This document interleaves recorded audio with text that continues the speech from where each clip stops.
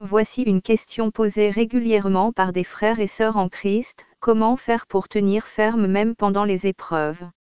Ou, comment faire pour manifester une forte onction afin de servir Elohim? Quel est le secret pour tenir jusqu'au bout? La réponse est assez simple et répétée plusieurs fois par Jésus-Christ et ensuite les apôtres. C'est une vie de prière quotidienne, l'obéissance à la parole de Dieu et la méditation quotidienne de la parole de notre Créateur. Lorsque cette question est posée, nous nous attendons à une réponse du style 1. Des jeûnes plusieurs fois par mois. 2. Être généreux dans l'offrande pendant le culte. 3. Avoir une bonne relation avec son pasteur. 4. Aller régulièrement à l'église. Seulement, voici ce que j'ai trouvé, c'est que Dieu a fait les hommes droits, mais ils ont cherché beaucoup de détours. Ecclésiaste 7h29. L'hébreu du mot de tour est shishshabon qui signifie aussi machination.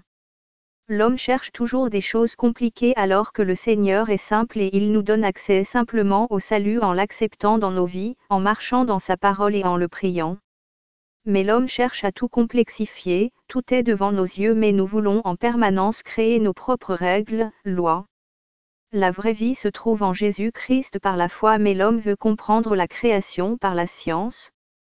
Yeshua nous a donné son esprit, sa parole et son témoignage pour le suivre mais nous cherchons à suivre les hommes de Dieu plutôt que lui. Il a créé une église mais l'homme a divisé les disciples avec des centaines de dénominations fondées sur une même parole. Notre Maître nous donne son esprit pour nous instruire mais l'homme crée des écoles théologiques afin de le connaître. Le Seigneur a fait de nous des rois et des prêtres mais beaucoup pensent qu'il faut payer la dîme afin d'être agréable au Tout-Puissant. Soyons des hommes simples de cœur, loin de la science et de la réflexion, ne nous opposons plus au Saint-Esprit à cause de notre cœur mauvais mais soyons comme notre Maître, car il revient très bientôt.